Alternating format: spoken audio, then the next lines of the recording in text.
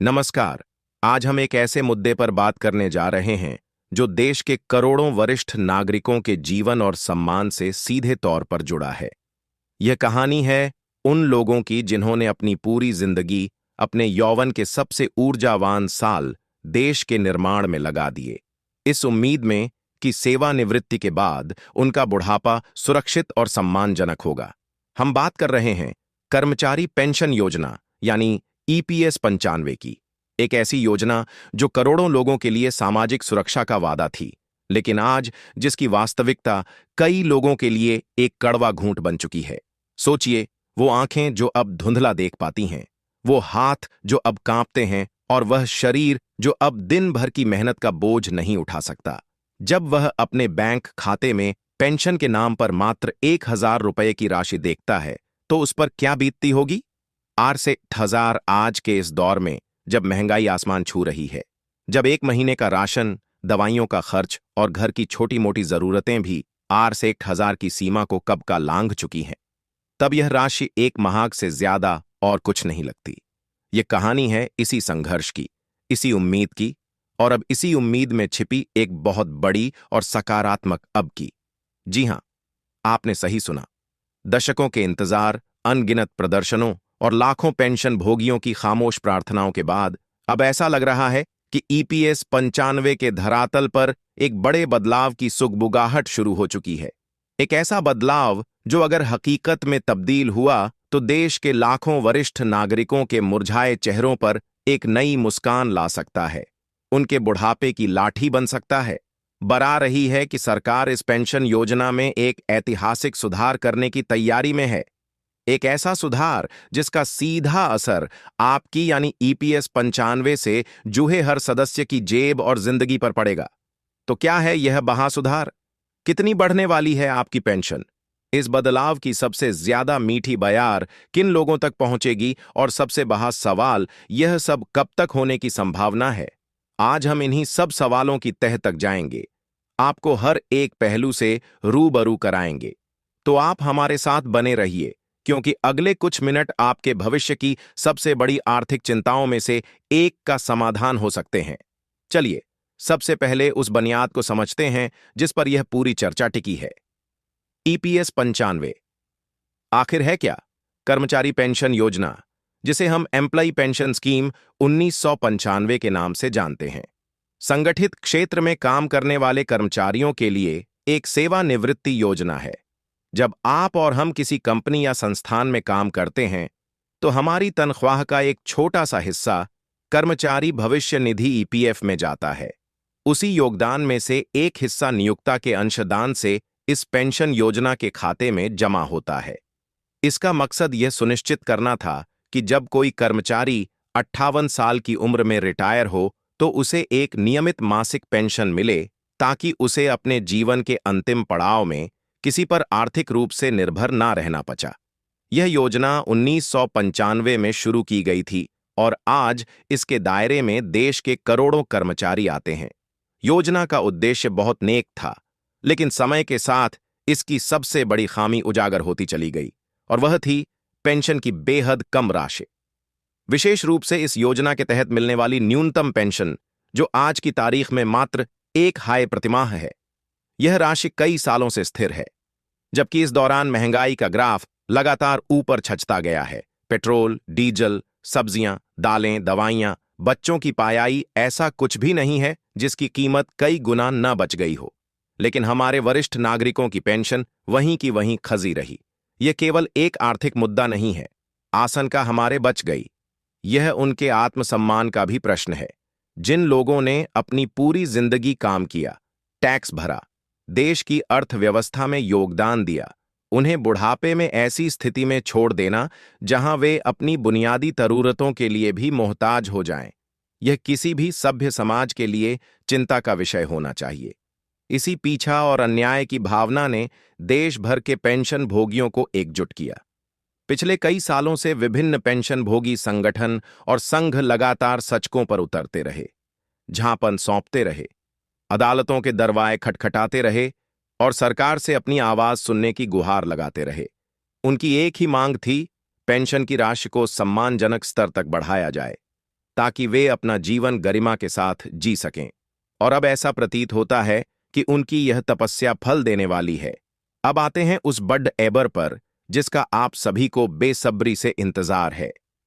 विश्वसनीय सूत्रों और मीडिया में चल रही चर्चाओं के अनुसार केंद्र सरकार के उच्चतम स्तर पर ईपीएस 95 पेंशन योजना में एक अभूतपूर्व वृद्धि करने पर गंभीरता से विचार किया जा रहा है। जो सबसे पहला और ठोस प्रस्ताव सामने आ रहा है वह न्यूनतम पेंशन की राशि को मौजूदा 1,000 रुपये प्रतिमाह से सीधे 3 गुना बढ़ाकर 0,000 प्रतिमाह करने का है। जी हां, एक आहार से सीधे 3,000। यह वृद्धि अगर लागू होती है तो यह उन लाखों पेंशन भोगियों के लिए एक संजीवनी बूटी की तरह काम करेगी जो अभी केवल 1,000 रुपये में अपना महीना गुजारने को मजबूर हैं। यह उनके हाथ में पहले से 3 गुना ज्यादा पैसा देगा, जिससे वे अपनी दवाइयों का खर्च बेहतर तरीके से उठा पाएंगे, अपने खाने पीने पर थोड़ा और खर्च कर पाएंगे और शायद थोड़ी सी बचत भी कर पाएंगे। यह एक छोटा कदम लग सकता है, लेकिन दमानी हकीकत पर इसका असर बहुत बड़ा और सकारात्मक होगा। लेकिन रुकिए, कहानी यहीं खत्म नहीं होती। चर्चाओं का बांध इससे भी ज्यादा गर्म है। कुछ रिपोर्ट्स और विशेषज्ञों के विश्लेषण में यह भी कहा जा रहा है कि न्यूनतम पेंशन को 0 से भी आगे 5,000 रुपये प्रतिमाह तक ले जाने की भी बातें चल रही हैं। हालांकि हमें यह स्पष्ट करना होगा कि 7 आहार रुपये वाली बात अभी केवल एक चर्चा के स्तर पर है। इस पर अभी तक कोई आधिकारिक सहमति नहीं बनी है, लेकिन यह तथ्य कि इतनी बड़ी राशि पर भी विचार किया जा रहा है, यह दर्शाता है कि सरकार पेंशन भोगियों की समस्याओं को लेकर कितनी गंभीर है और एक बड़ा और सार्थक समाधान ढूंढना चाहती है। अगर यह 75,000 रुपये का प्रस्ताव हकीकत बनता है तो यह किसी क्रांति से कम नहीं होगा और यह ईपीएस 95 योजना के इतिहास का सबसे बड़ा सुधार माना जाएगा। अब आपके मन में यह सवाल उठ रहा होगा कि यह सब बातें हवा में हैं या इसके पीछे कोई ठोस आधार भी है। तो आपको बता दें कि इसके पीछे एक ठोस सरकारी प्रक्रिया चल रही है। सरकार ने इस पूरे मुद्दे की गहराई से समीक्षा करने और एक व्यावहारिक समाधान खोजने के लिए एक उच्च स्तरीय विशेष समिति का गठन किया है। यह समिति ईपीएस 95 योजना के हर पहलू का अध्ययन कर रही है। इसकी वित्तीय व्यवहार्यता, पेंशन भोगियों की वास्तविक जरूरतें, देश के आर्थिक संसाधन और भविष्य की देनदारियों का आकलन। यह समिति सिर्फ आंखों को नहीं देख रही है, बल्कि इस योजना से जुड़े मानवीय पहलू को भी समझने का प्रयास कर रही है। सबसे महत्वपूर्ण जानकारी यह है कि इस समिति से उम्मीद की जा रही है कि वह अपनी विस्तृत रिपोर्ट और सिफारिशें साल 2025 के अंत तक सरकार को सौंप देगी। इसका मतलब है कि 1 साल 2 हमारे पास एक समय सीमा है। अब यह कोई अनिश्चितकालीन इंतजार नहीं है, बल्कि कुछ महीनों की बात है, जिसके बाद तस्वीर पूरी तरह से साफ हो जाएगी। 2025 का अंत, यह वह समय हो सकता है जब करोड़ों पेंशन भोगियों का दशकों पुराना सपना साकार हो जाए। अब इस बात पर गौर करते हैं कि इन संभावित सुधारों का सबसे ज्यादा और सीधा लाभ किन लोगों को मिलेगा। जाहिर है, इसका सबसे बड़ा फायदा उन पेंशन भोगियों को मिलेगा जिनकी मासिक पेंशन अभी 1,000 रुपये या उसके आसपास है।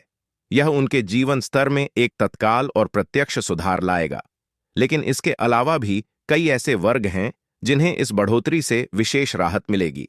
सबसे पहले वे कर्मचारी जिनकी सेवा अवधि कम रही है। कई कर्मचारी अलग अलग कारणों से बहुत लंबी अवधि तक नौकरी नहीं कर पाते। कम सेवा अवधि का मतलब है पेंशन फंड में कम योगदान और परिणाम स्वरूप उन्हें बहुत कम पेंशन मिलती है। यह प्रस्तावित वृद्धि यह सुनिश्चित करेगी कि कम सेवा अवधि के बावजूद उन्हें एक न्यूनतम सम्मानजनक राशि प्राप्त हो।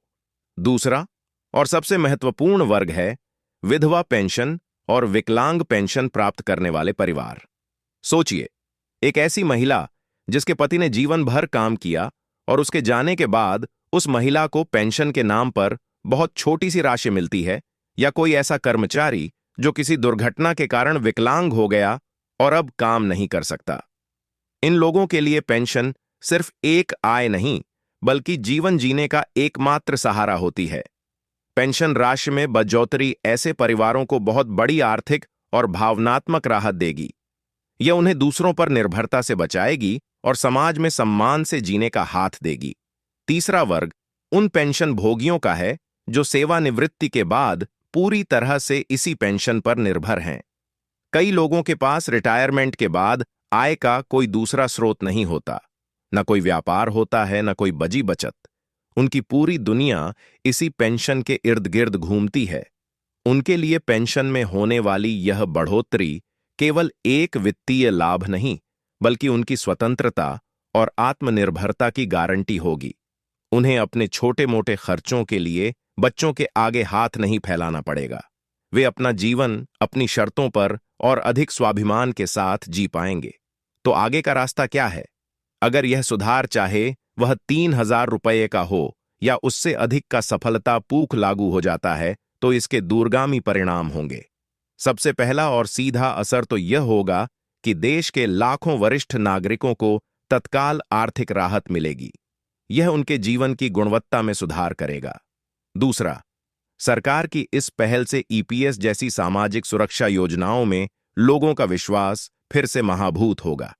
युवाओं को यह भरोसा होगा कि अगर वे ईमानदारी से काम करते हैं और अपना योगदान देते हैं तो उनका भविष्य सुरक्षित रहेगा। तीसरा, और शायद सबसे महत्वपूर्ण, महंगाई के इस दौर में पेंशन राशि में यह बढ़ोतरी हमारे वरिष्ठ नागरिकों को ज्यादा आत्मनिर्भर और सशक्त बनाएगी। तो दोस्तों, जैसा कि हमने देखा, ईपीएस 95 पेंशन योजना को लेकर उम्मीदों का सूरज उग रहा है। भले ही अभी कुछ बदलाव केवल प्रस्तावित हैं और अंतिम निर्णय आना बाकी है, लेकिन संकेत बहुत स्पष्ट और सकारात्मक हैं। हवा का रुख बदल रहा है।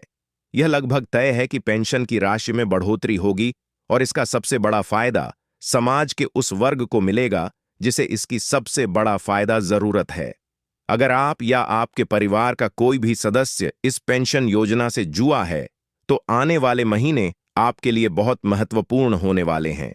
हमारी सलाह है कि आप इस सब्र से जुड़ी हर अपडेट पर अपनी पेनियार बनाए रखें।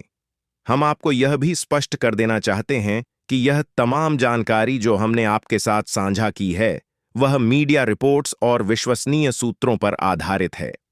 अंतिम और आधिकारिक घोषणा सरकार द्वारा ही की जाएगी, इसलिए किसी भी निश्चित निष्कर्ष पर पहुंचने से पहले सरकारी ऑफिशियल वेबसाइट या ईपीएफओ की घोषणाओं का इंतजार करना उचित होगा। आप जानकारी के लिए उनकी वेबसाइट पर जाकर भी जांच कर सकते हैं। यह एक बड़ी और विकासशील कहानी है और हम इस पर अपनी नई बनाए रखेंगे। जैसे ही कोई नई जानकारी या आधिकारिक घोषणा सामने आएगी, हम उसे आप तक सबसे पहले पहुंचाने का वादा करते हैं।